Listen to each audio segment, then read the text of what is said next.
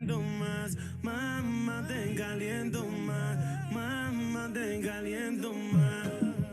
Mami,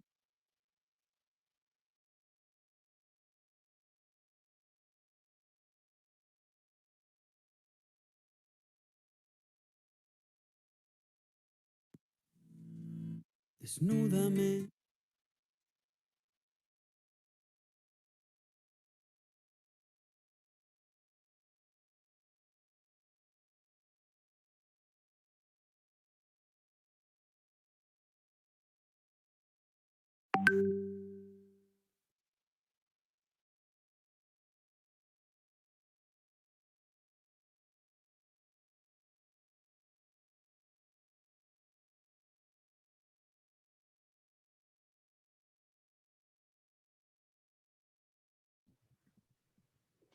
Buenas tardes con todos los participantes. Mi nombre es Salma y bienvenidos a este seminario organizado por Operación Sonrisa UID.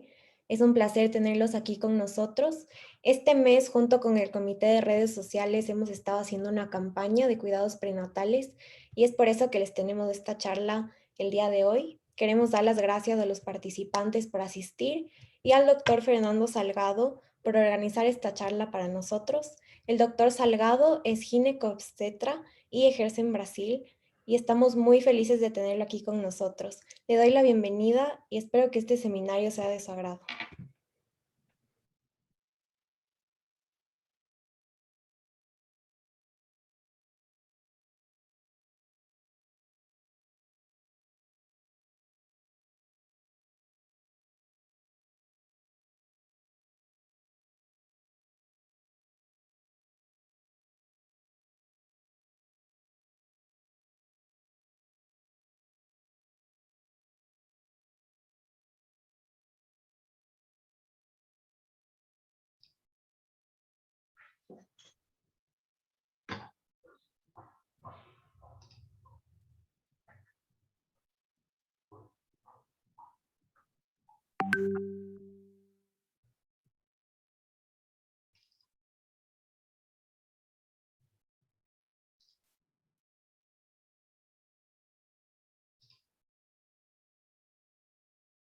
Listo.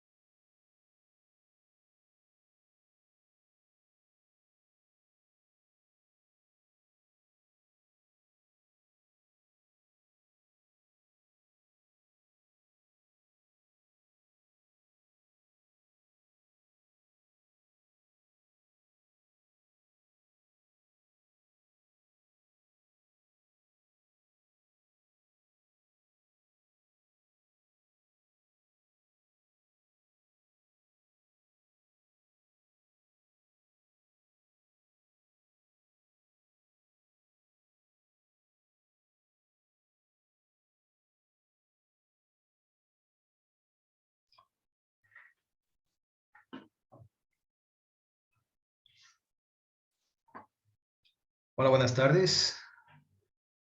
¿Me escuchan? Buenas tardes, sí. Ok. Mi nombre es Fernando Salgado.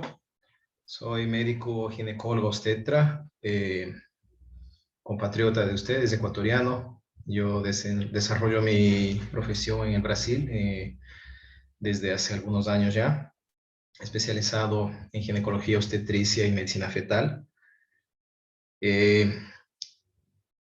Fue solicitado para mí una pequeña charla al respecto de la cuestión del labio leporino, los cuidados prenatales. Y bueno, voy a intentar cargar aquí mis diapositivas para ver si consigo pasárselas. La verdad no tengo mucha experiencia con esta tecnología del Zoom, entonces voy a intentar resolver aquí. Vamos a ver si consigo.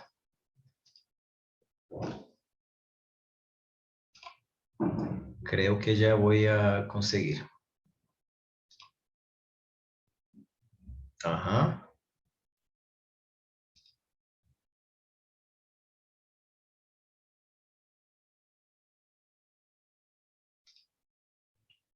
Ok. Creo que estamos consiguiendo ver la imagen todos. ¿Sí? Ok. ¿Me escuchan claro? Sí. Perfecto. Entonces comenzamos.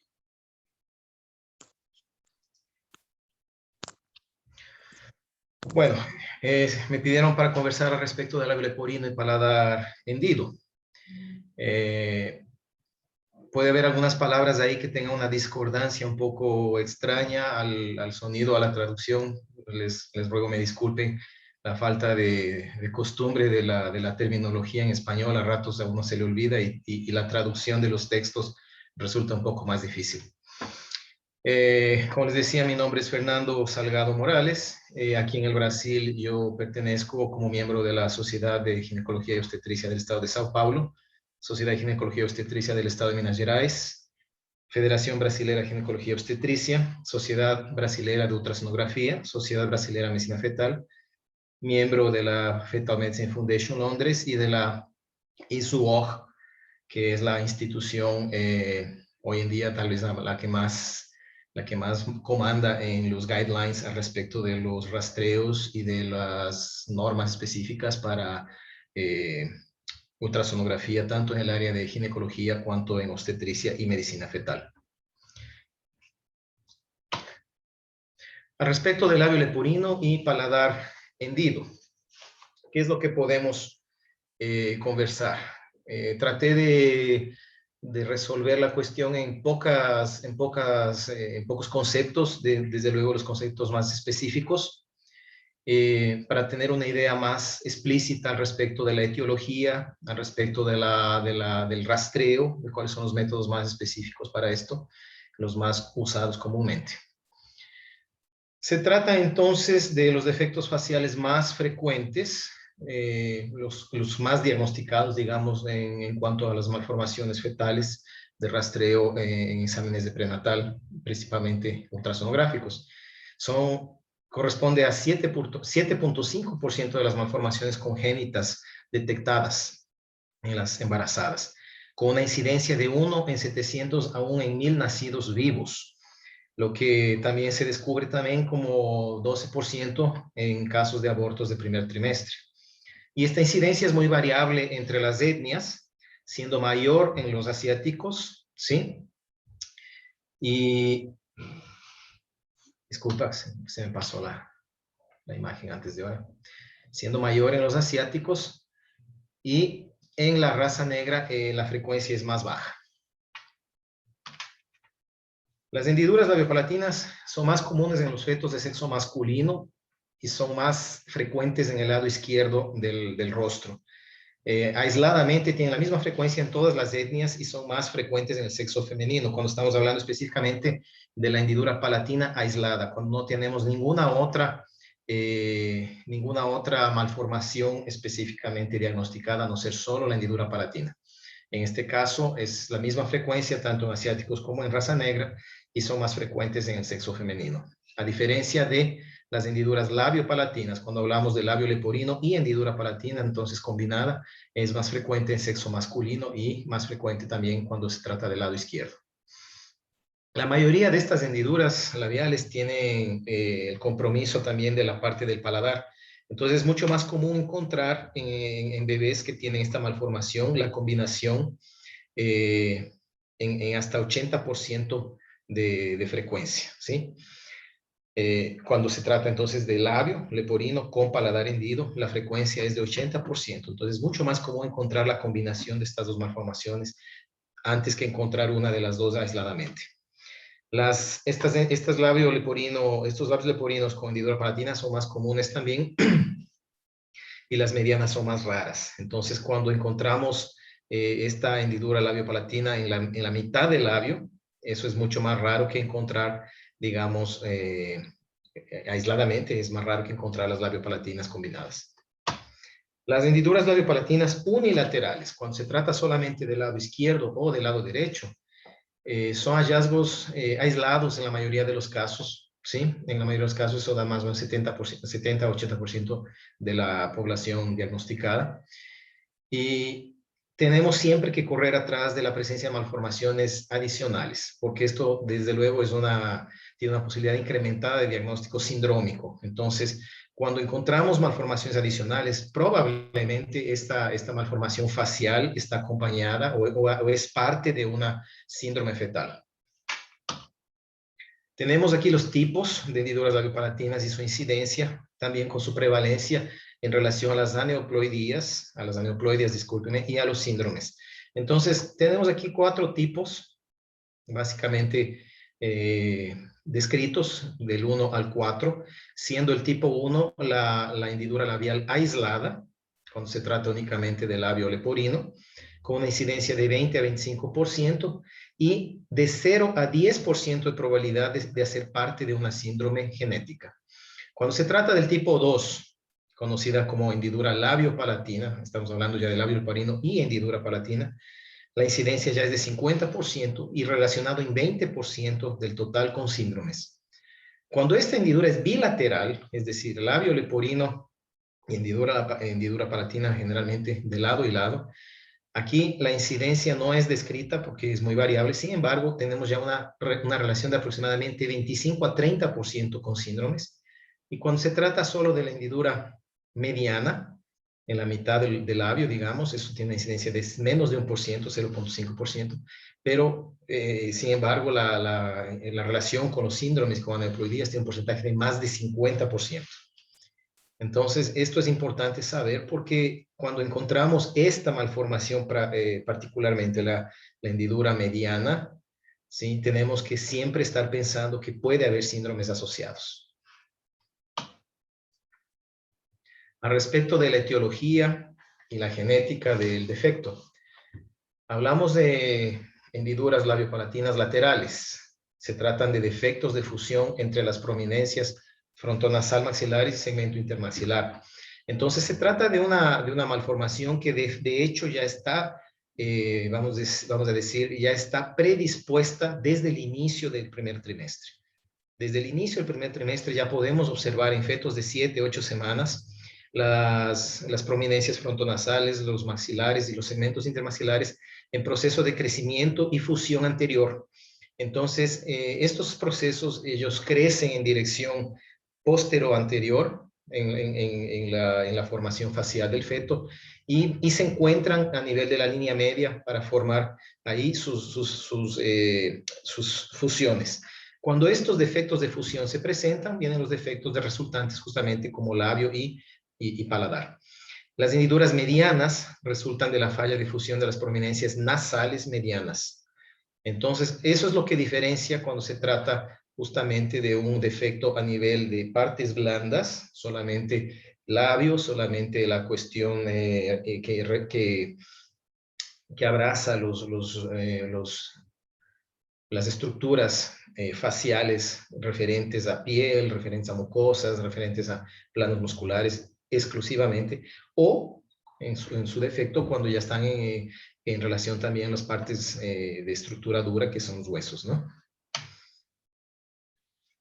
Las hendiduras orofaciales tienen origen poligénica y multifactorial. Las hendiduras labiopalatinas pueden resultar de un único gen en 3% de los casos, o entonces, como les había explicado previamente, ser parte de más de 250 síndromes con patrones distintos de herencia genética. Recordemos entonces lo que les dije hace un rato. Esta aquí, el tipo 4, la hendidura mediana, es la que más tiene que llamar nuestra atención para poder investigar respecto a la asociación con síndromes genéticos. Y hablando de síndromes genéticos, tenemos en este caso lo que se refiere a la prevalencia de la hendidura labiopalatina. Lo que yo les decía de síndromes genéticos está relacionado bastante con las aneuploideas, las más comunes, trisomías, y de entre las trisomías tenemos la 13, la 18 y la 21. 13, síndrome de Patau, 18, 18, síndrome de Edward, y trisomía 21, que es el síndrome de Down, con sus respectivas prevalencias. Entonces vemos que la menos común de las trisomías, porque cuando hacemos el rastreo ultrasonográfico del primer trimestre, midiendo la espesura de la translucencia nucal en el feto, sabemos que la menos prevalente de estas trisomías es la trisomía 13, que es el síndrome de Patau. Sin embargo, cuando se trata de trisomía 13 y específicamente hablando de hendiduras labiopalatinas, ya podemos suponer que estos bebecitos de primer trimestre rastreados, ya con una sospecha de trisomía 13, en 40 a 75% de casos estarán acompañados de la hendidura labiopalatina. Entonces, más de la mitad en la mayoría de los casos. En trisomía 18 Edward, tenemos una incidencia de 7 a 15%, y en la trisomía 21, que todo el mundo conoce, el síndrome de Down, gracias a Dios, son los que más sobreviven y también los que menos presentan este defecto, apenas 1.5%. Tenemos la prevalencia de hendidura palatina de acuerdo con sus causas también, las causas ambientales, que son las que generalmente preocupan más a los padres. Incluyen apenas la mayoría de casos el uso de valproato, fenitoína y ácido retinoico durante el embarazo o entonces en meses previos al primer trimestre de embarazo. Entonces, de ahí que es importante la preparación de las mujeres que están pretendiendo embarazarse, justamente en la orientación de cómo debe ser la mejor opción en sus hábitos nutricionales, en su orientación al respecto de productos. Tenemos que nombrar aquí pues los productos que se utilizan hoy en día en el sector de la estética. Muchos de ellos específicamente pueden contener alguno de estas sustancias aquí, ¿sí? Y obviamente orientar a la persona que pretende embarazarse a evitar el contacto con estas cosas, ¿sí? Desde luego que, como les decía, la cuestión genética relacionada a los síndromes, principalmente síndrome de Patau, trisomía 13, no podemos dejar de lado, ¿no es cierto? Entonces, cuando ya hablamos en aneuploideas, específicamente estábamos también hablando de edad materna. La tendencia hoy en día de las mujeres es a atrasar su tentativa de embarazo el máximo posible. O sea, las mujeres no quieren embarazarse. Las mujeres no quieren embarazarse hoy día. La mayoría de las chicas programa su vida para embarazarse generalmente después de los 30 o 35 años de edad. Entonces, es importante que paremos un poquito para pensar y tengamos un poco más la conciencia de entender que todo en la vida tiene un momento específico. Y cuando hablamos de salud femenina, la salud femenina tiene una ventana que llamamos que es la ventana de oportunidad. La ventana de oportunidad en que la mujer tiene su mejor exponente, su mejor expresión biológica para poder entrar en este plano de embarazarse. Entonces, la edad materna sobre los 35 años de edad ya presupone también un índice de riesgo mucho mayor de generar fetos aneuploídicos. Entonces, el generar fetos aneuploídicos no significa apenas un síndrome, como ustedes están viendo, también significa en algunos casos, principalmente en las trisomías 13 y 18, casos en que están acompañados de serias malformaciones, y en el caso principalmente de la trisomía 13, que es la que más muestra problemas de hendidura labiopalatina, es una síndrome que es incompatible con la vida, al igual que la trisomía 18. Sin embargo, trisomía 18 tiene un poco más de resistencia. Hay casos en que existe la muerte intrauterina. Sin embargo, se conoce y tenemos, de hecho, muchos casos en que el bebé nace sindrómico y a veces solo va a óbito después de 3 o 4 meses de vida. Meses de extremo sufrimiento para la familia, para la madre, acompañando ese proceso en UTI neonatal, en donde las madres ven a sus hijos vivos y después los ven fallecer. Entonces, es un paréntesis que yo abro en este momento para todas las chicas que están escuchando aquí. Es importante no olvidarse que la edad materna, de hecho, es una cosa muy importante en la programación de la prole, de constituir la prole, de cuántos hijos quieren tener. Es difícil decirles, claro, si están estudiando medicina principalmente, pues embarácense rápido, porque si no van a tener hijos con problemas.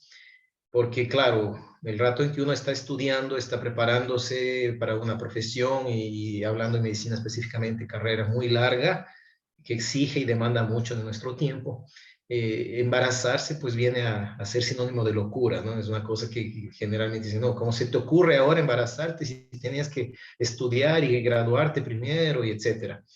Pero no podemos, de hecho, olvidarnos que la edad materna es un factor predisponente para síndromes. Edad materna sobre 35 años de edad significa aumento en el riesgo, de hecho, para trisomías, específicamente 13, 18 y 21. Entonces, volviendo a nuestro tema aquí y cerrando el paréntesis, yo coloqué aquí algunos gráficos al respecto de la cuestión de los tipos de hendiduras, ¿sí? Tenemos aquí el bebé con la carita normal. Aquí ya tenemos el bebé con la fisura del labio apenas en uno de los dos lados, ¿sí? La fisura del labio de los dos lados, ¿sí? En cuanto a la imagen, pues en el bebé normal ustedes ven que no hay fisura, y el paladar eventualmente puede tener una fisura en la parte más alta del mismo, ¿sí? Entonces, esto es cuando hablamos de paladar, apenas hendidura palatina, ¿eh? Aquí tenemos entonces labios y aspecto del rostro normal y apenas el paladar. En el segundo caso, en que tenemos la fisura de un lado, tenemos ya aquí generalmente la fisura del labio, haciendo continuidad con la narina, ¿sí? Con el orificio nasal. Y en el mismo caso tenemos también la posibilidad de tener fisura del labio y parte del paladar, cuando es unilateral. Cuando es bilateral, los dos lados, el labio y la fisura palatina también, como comunicación bilateral. Yendo ahora para el asunto de diagnóstico.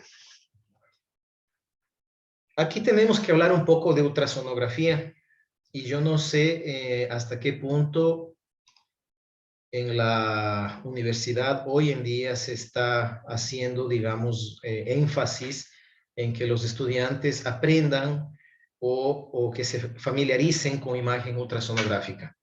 De hecho, con la evolución de la tecnología de los equipos de ultrasonido hoy en día se facilitó muchísimo, muchísimo mismo, porque hasta poco tiempo atrás las imágenes ultrasonográficas eran muy difíciles de ser interpretadas, muy difíciles de entender, inclusive para nosotros los médicos cuando entrábamos en el área de la ultrasonografía. Con pasar del tiempo y la tecnología actual de imagen, de video, todo lo que representa ahora la cuestión multimedia, dio un avance muy grande en lo que es la cuestión ultrasonográfica, principalmente en el área obstétrica. Si alguien me pregunta en qué área la ultrasonografía realmente mudó el mundo, yo diría que en el área obstétrica, porque es en el eco obstétrico donde vemos todas las novedades que hoy en día todas las personas tienen la novelería de querer hacer. Entonces ahí tenemos el eco 3D, el eco 4D, y ahora ya se habla hasta del eco 5D, que la verdad no es sino un juego de software. Es casi una cosa de de ciencia ficción. Entonces, la cuestión es esa. Tenemos una manera de ver el rastreo ultrasonográfico en 2D y ese mismo sistema va a transformar esa imagen en imagen 3D. Y si es que el sistema anima la secuencia de imágenes, tendremos entonces la imagen 4D. Y si es que a esa imagen animada se le da un toque específico de un retoque de video, de imagen de video, tendremos el famoso 5D. Entonces, no es sino una cuestión de software. Sin embargo, eso ha facilitado muchísimo que otras tecnologías se desarrollen a partir de esa evolución. Hoy tenemos también, por ejemplo, la impresión, llamada de impresión 3D, de la imagen ultrasonográfica. Solo para abrir un paréntesis aquí de nuevo, existe un instituto en Río de Janeiro en donde la paciente va referida, obviamente es un centro de referencia, en donde se hacen los exámenes morfológicos fetales de embarazadas que ya están diagnosticadas con alguna malformación, con algún problema. Y esta imagen de este bebé sindrómico, de este bebé malformado, es representada en imagen específicamente para la madre y también es impresa en impresora 3D. La impresora 3D no es sino hacer un modelo a escala en una resina, justamente como si fuera un muñequito del bebé de la paciente, para que la paciente tenga una idea de lo que es su hijo, en qué fase se encuentra y cómo es en este caso si es que tiene alguna malformación específica. Entonces, son cosas que, bueno, poco a poco han ido en evolución y continuarán en evolución. Existe hoy en día el software que permite navegar, por ejemplo, por tractos del bebé cuando se tratan, por ejemplo, de tumores pulmonares, tumores de esófago, etcétera. En este caso, por ejemplo, ese software ayudaría bastante a ver el grado de compromiso que hay en las hendiduras labiopalatinas para también planificar el proceso de reparación quirúrgica que estas mismas tendrán después. Entonces, prácticamente podemos navegar por las vías aéreas, podemos navegar por el sistema digestivo, orodigestivo del feto, y poder discernir y poder especificar, poder planificar, en este caso, el mecanismo de reparo, el mecanismo de cirugía. Entonces, estamos hablando ya de lo que conocemos como ultrasonografía nivel 3. Es importante que se conozca ustedes como médicos y futuros médicos, pues la cuestión de la ultrasonografía y sus niveles, nivel 1, 2 y 3. Tenemos el nivel 1, que aquí en el Brasil por lo pronto no tenemos. Sé que en Estados Unidos existe, en Ecuador me parece que también no existe todavía, que se trata de ¿qué? Del técnico. Es el técnico en imagen quien hace el examen y después ese examen va a manos del especialista médico para que el médico lo interprete y haga su respectivo informe. Ese es el nivel 1. El nivel 2 ya es un médico, sin embargo no es un médico del área. Estamos hablando pues ya específicamente, si nos referimos al área de medicina fetal, el nivel 2 sería un médico, por ejemplo, radiólogo, ¿sí? Un radiólogo, o entonces un ultrasonografista específicamente hablando, que es una especialidad que todavía no está totalmente reconocida como tal y que en la mayoría de las sociedades de medicina es parte todavía de los grupos de radiólogos. Pero en lugares en donde el ultrasonografista es especialista en ultrasonografía, por así decir, ese pasaría a ser el nivel 2. Es un ultrasonografista que hace los exámenes de ultrasonografía generales. Entonces, de este colega va a ser pues los obstétricos, va a ser los ginecológicos, abdomen total, vejiga, riñones, vías urinarias, en fin. Y el nivel 3 es ya de lo que estamos conversando ahora, el área específica de medicina fetal. Entonces, el especialista en medicina fetal generalmente, vamos a decir que el ideal es el ginecólogo obstetra que aprende la especialidad específicamente utilizando la herramienta de la ultrasonografía para poder diagnosticar y evaluar estos fetos. Entonces, se aplica el conocimiento obstétrico, se aplica la clínica obstétrica y el conocimiento de imagen para poder unir todo en una sola y poder tener entonces un criterio mucho más fino, un criterio mucho más específico respecto de cada problema fetal y tratar a esos bebés como verdaderos pacientes mismo en cuanto está en su fase intrauterina. Una vez explicada los niveles de la ultrasonografía, entonces, para poder tener un diagnóstico más específico, un criterio mejor, estamos entonces aplicando la ultrasonografía nivel 3 a la cuestión de malformaciones faciales fetales. Con ultrasonido nivel 3, sabemos entonces que la sensibilidad depende de este ultrasonografía, depende de la edad gestacional en el momento del examen. Y aquí tenemos que especificar una cosa muy importante. La tendencia natural de todas las mamás embarazadas es a pensar que en cuanto más tarde se hace su examen, mejor para poder ver el bebé en detalle.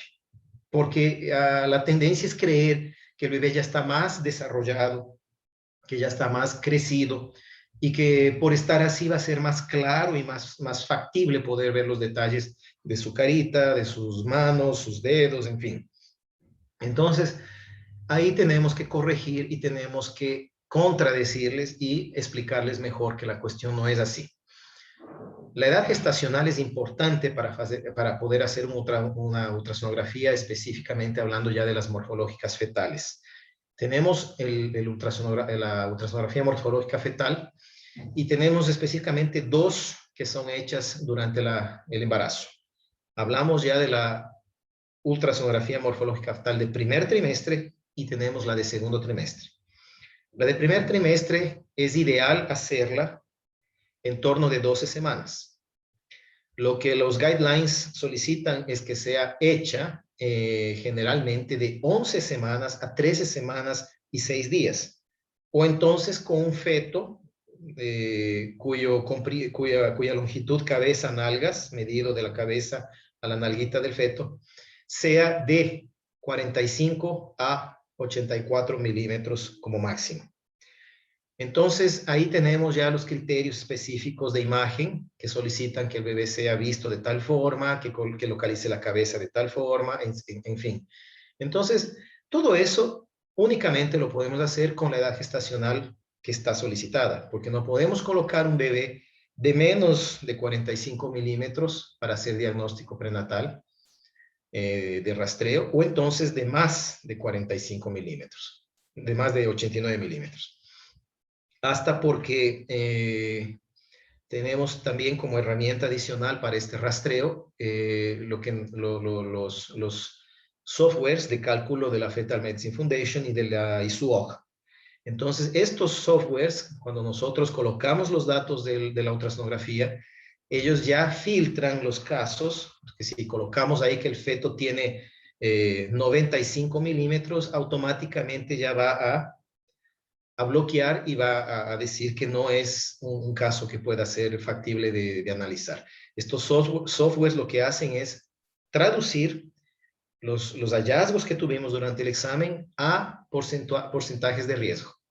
Entonces, de acuerdo con la medida de la translucencia nucal, de acuerdo con la medida del ducto venoso, de todos los parámetros que son rastreados en la ecografía del primer trimestre, de acuerdo con eso, el sistema de cálculo va a darnos ahí en números la expresión de riesgo para, principalmente hablando ahora, pues de las trisomías, riesgo para trisomía 21, 18 y 13.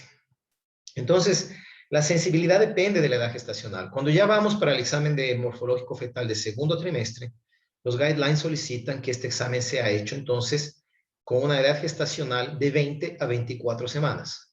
Sabemos entonces que la mejor fase para poder ver mejor, para obtener mejores imágenes, se encuentra en torno de 22 semanas. Entonces es el término medio de todo ese rango de 20 a 24 semanas. Con 22 es la mejor fase para poder ver y rastrear todas estas malformaciones. Entonces, en cuanto más tarde lo hacemos, menor es la sensibilidad y obviamente menos podemos diagnosticar, tanto en el de primer trimestre como en el de segundo trimestre.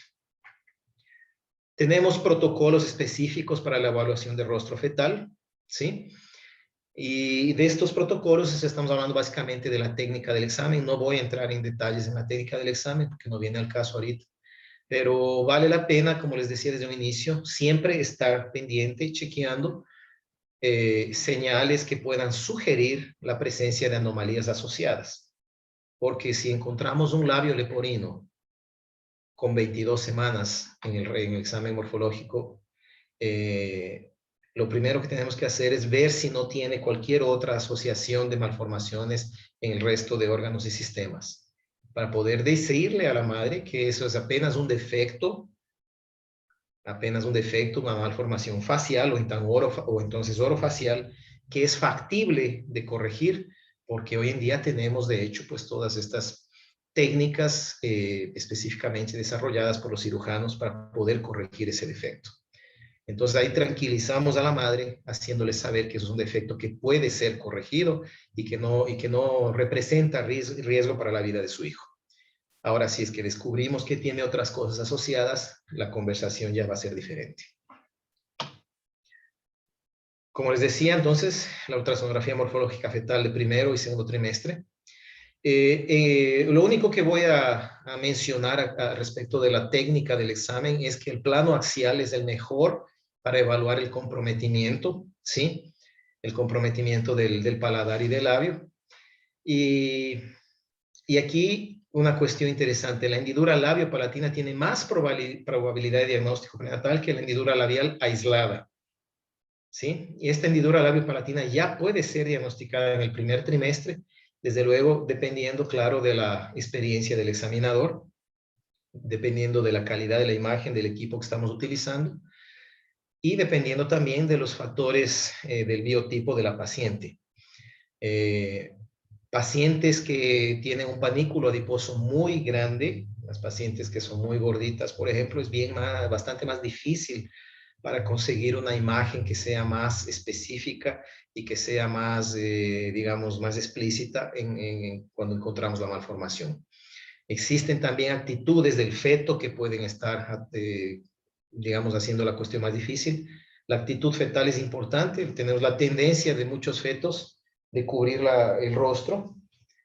Y cuando cubre el rostro, esos miembros en frente al rostro hacen sombra en el rostro, sombra acústica que nos dificulta mucho esclarecer si se trata apenas de un defecto de labio o si se trata ya de labio y paladar.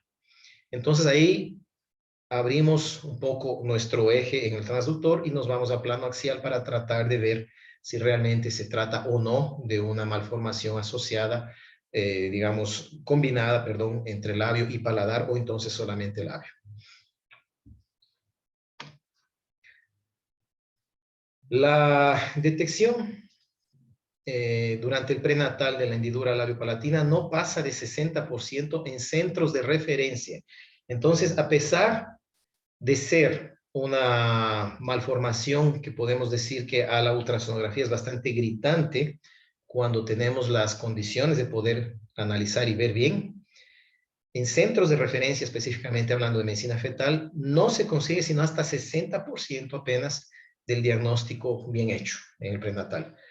¿Por qué? Por todos los factores asociados, por todos los factores que les acabé de mencionar. Factores inherentes tanto a la madre cuanto al feto y obviamente también a la calidad del equipo que estamos utilizando. Ahora, la sensibilidad del rastreo precoz, a pesar de todo lo que tenemos en tecnología y en todo lo que tenemos en conocimiento y en experiencia, si decidimos hacer un rastreo en la población, esa sensibilidad no va a pasar apenas del 10%. Entonces parece ser una cosa fácil de diagnosticar, pero tenemos también que entender que no siempre vamos a conseguir un diagnóstico bien hecho. O entonces conseguimos el diagnóstico y no vamos a tener el diagnóstico completo. Es decir, es solamente labio y después aparece también que tenía paladar. Sin embargo, tenemos todavía nuestra curva de aprendizaje por delante. Tenemos mucho que hacer al respecto de en la evolución de la técnica, ganar experiencia, estudiar cada caso. Y como les dije desde un inicio, es una malformación que puede estar asociada o puede hacer parte de hasta 250 síndromes genéticos. Entonces, de los 3 que yo les mencioné, que son los más comunes, todavía tenemos ahí 247 más que pueden estar acompañando esa malformación obviamente con mucha menos frecuencia, sin embargo, la probabilidad existe. Aquí tenemos, les conseguí unas imágenes más o menos para mostrar de qué se trata la cuestión de ultrasonografía. No estamos formando aquí especialistas en imagen, pero apenas quería que se entendiera de qué se trata la imagen que vemos cuando tenemos ya la sospecha de la malformación. Entonces, en esta imagen, todo lo que vemos oscuro en color negro es líquido amniótico. Y aquí vemos más o menos reflejada o expresada la expresión del rostro del bebé. Siendo que aquí es la puntita de la nariz, ¿sí? Aquí más o menos oscuro tenemos la frente del bebé, aquí. Y aquí tenemos más o menos el párpado del ojo izquierdo. Aquí el cachete y aquí tenemos el labio inferior y labio superior. En este caso estaríamos diagnosticando, viendo un defecto de hendidura apenas labial. Este es el plano axial de corte de rostro fetal. Entonces aquí vemos de hecho que tenemos el defecto presente. Lo que no podemos ver en este plano es el plano del paladar. Para el plano del paladar normalmente tenemos que saber hacer el corte que hacemos para medir el diámetro biparietal con una discreta inclinación hacia el lado frontal para poder ver entonces el cielo de la boca del bebé, lo que es el paladar, tanto de la parte anterior, contra posterior y nasofaringe en general. Aquí tenemos lo que ya hoy en día estamos hablando de la cuestión tecnológica. Tenemos una ultrasonografía morfológica fetal de segundo trimestre, ya en acompañamiento con las imágenes 3D. Entonces, esto ya es una cuestión de maquillaje del ultrasonografista. El ultrasonografista también es como un gran fotógrafo, vamos a decir así. Tenemos que conseguir buenas imágenes para impresionar a nuestras pacientes. Caso contrario, la paciente no se siente bien con imágenes pobres o imágenes que hablen poco de lo que ella quiere ver o que no se entiendan. Entonces, ¿qué es lo que hacemos? Le damos un matiz en un color diferente a la imagen bidimensional. Aquí tenemos el perfil del feto, ¿sí? Y después tenemos los planos axiales de corte que son reconstruidos por el software para imagen digital tridimensional. Aquí tenemos ya una noción de lo que es la evolución de la imagen, inicialmente 3D. Ese 3D en imagen animada se transforma en 4D y a ese 4D animado hoy en día el software le transforma hasta en color más de verdad de la carita del bebé y a veces le da animación. Entonces la mamá vibra de felicidad cuando ve estas imágenes, ¿sí? Ahí muchas quieren grabar, ya inclusive tenemos aplicativos de celular en donde podemos pasar estas imágenes para la mamá vía Wi-Fi, ¿sí? Entonces, el momento que está haciendo el examen, ella ya está recibiendo sus imágenes en el celular y esas imágenes ya salen formatadas para que ella las pueda dividir con su familia por email, por WhatsApp, por cualquier tecnología de comunicación de las que tenemos hoy en día presentes en el mundo. Entonces, ahora, como ustedes pueden apreciar aquí, esto aquí es solamente marketing hasta demostrar lo contrario. Sin embargo, no deja de ser una herramienta bastante útil para poder ver con más certeza y con más claridad la malformación si ésta estuviera presente para que la madre pueda entender de qué se trata. Porque si uno le dice, su hijo tiene una hendidura labiopalatina unilateral izquierda, ella va a decir, tradúzcame todo lo que dijo que no entiendo nada. Y a veces, por el shock de saber que tiene una alteración en su embarazo, ella no va a entender ni siquiera si se lo dibujas. Entonces, ahí estas imágenes se transforman en una herramienta útil para poderle explicar a ella de qué se trata el problema de su hijo y poder tranquilizarle, haciéndole entender que se trata de un problema aislado que puede ser corregido posteriormente por cirugía. Aquí ya tenemos la imagen previamente adquirida digamos, la imagen bruta y la imagen que después conseguimos trabajarla un poco mejor para poder verla con más detalle. Esto es una imagen tridimensional en 3D, pues un 3D un poco más de tecnología más antigua. Podemos ver aquí 2012, ¿sí? Entonces, aquí podemos ver que se trata ya de un labio leporino, específicamente unilateral del lado izquierdo.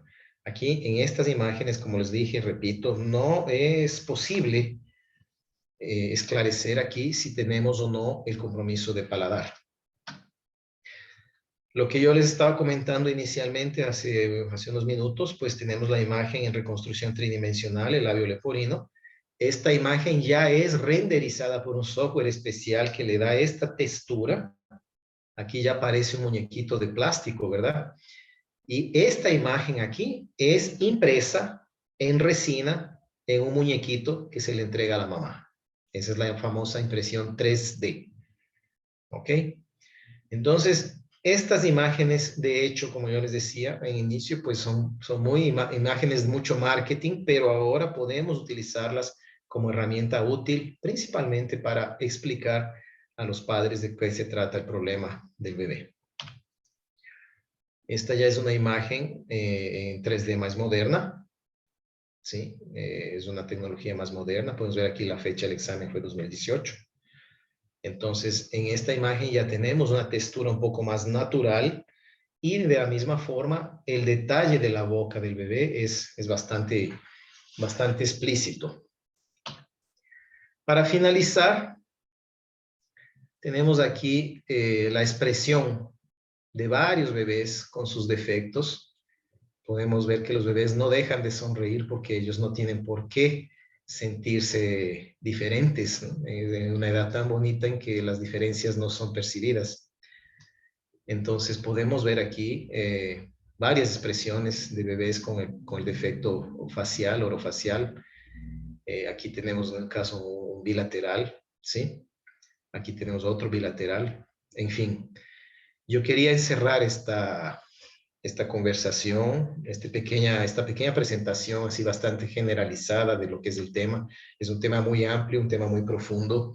Es un tema principalmente multidisciplinar. En mi área, apenas desde el inicio de lo que es después un viaje que los padres hacen por hospitales, por especialistas, escogiendo las mejores opciones, tratando de buscar el mejor cirujano, el quien tiene los mejores resultados, en donde hay la mayor casuística, el mejor hospital, en fin.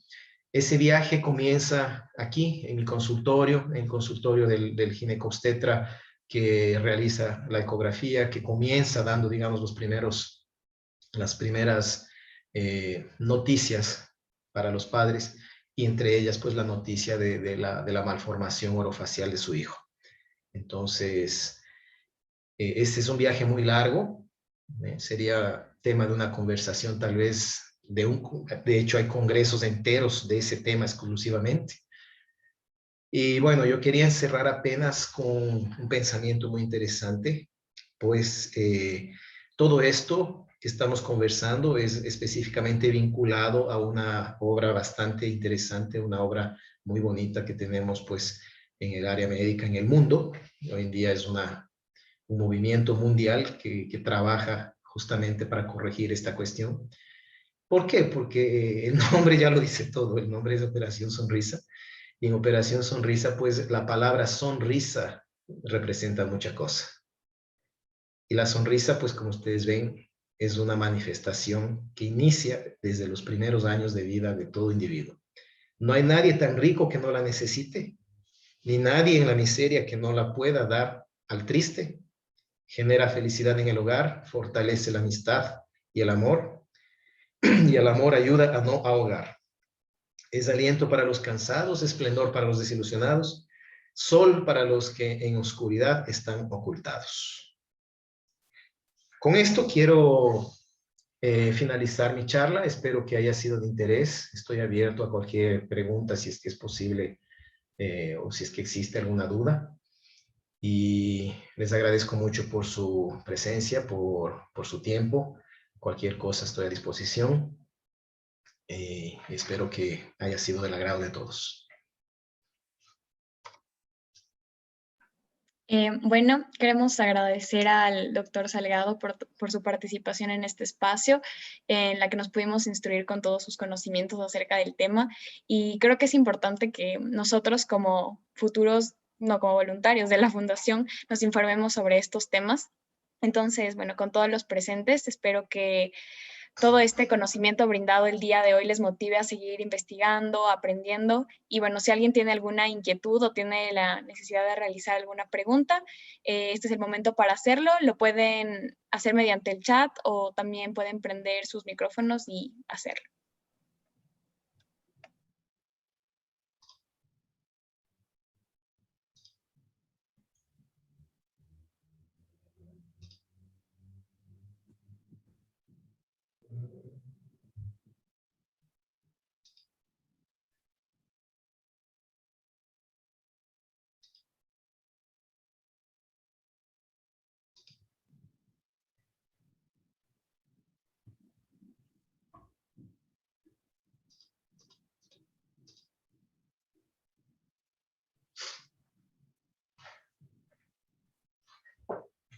Aquí me preguntan, ¿por qué no se menciona al tercer trimestre como momento idóneo para realizar exámenes de ultrasonografía?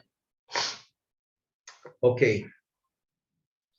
Te voy a responder básicamente de manera muy simple. Existe una cosa que se llama actitud fetal. El feto también se manifiesta en actitud igual que cualquier ser humano. Y cuando estamos hablando ya de tercer trimestre, la pobre criatura ya no aguanta más estar ahí dentro. ¿Sí? El bebé ya toma una actitud en que ya no permite ver en detalle absolutamente nada.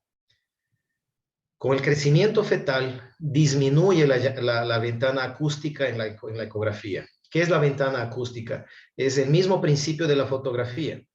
Cuando uno va a tomarse una fotografía de rostro, vamos a decir específicamente, hacerse una foto de estudio, el fotógrafo va a buscar la mejor luminosidad, va a buscar la distancia específica para dar foco a la cámara y va a tomar las mejores fotos posibles. Va a tomar las 300 fotos y después te va a mostrar las fotos una por una para que tú escojas la mejor.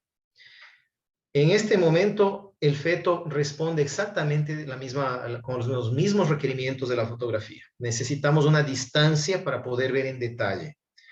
Cuando el bebé ya crece, el espacio que tenemos entre el transductor de ultrasonografía y el rostro del feto ya es menor.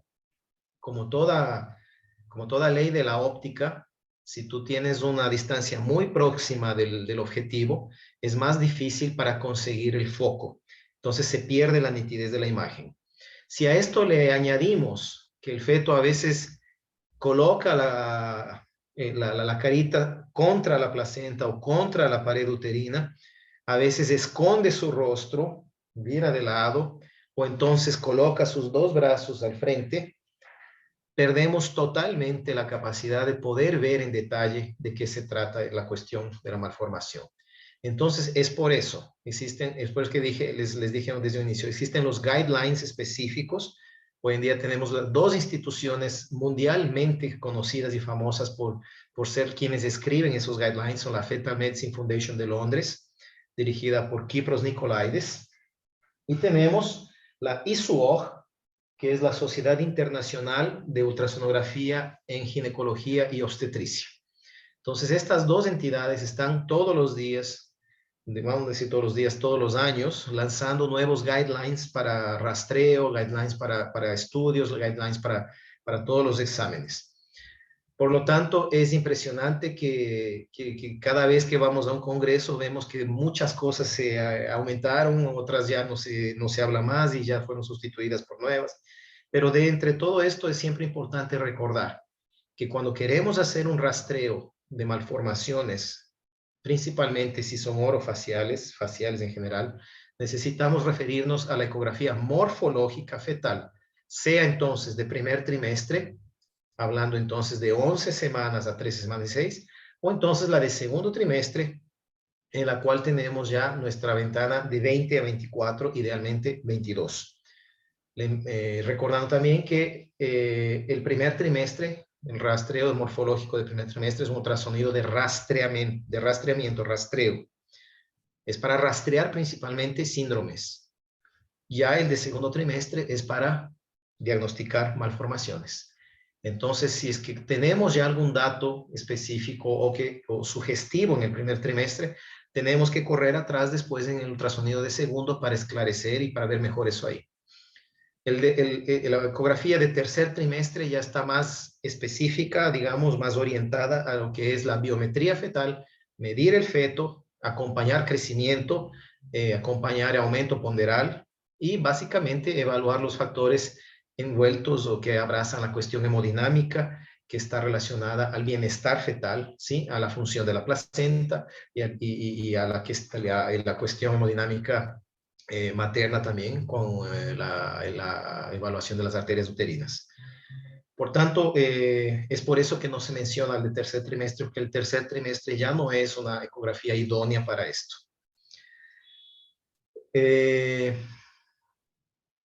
Por lo pronto es la única pregunta que me han hecho aquí. El resto es agradecimientos. Me quedo bastante satisfecho y feliz de saber que les gustó.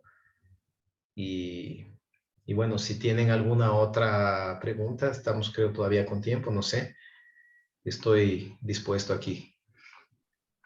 Doc, creo que de parte de todos me parece que la charla fue muy explicativa, muy simple, fácil de llegar para todos.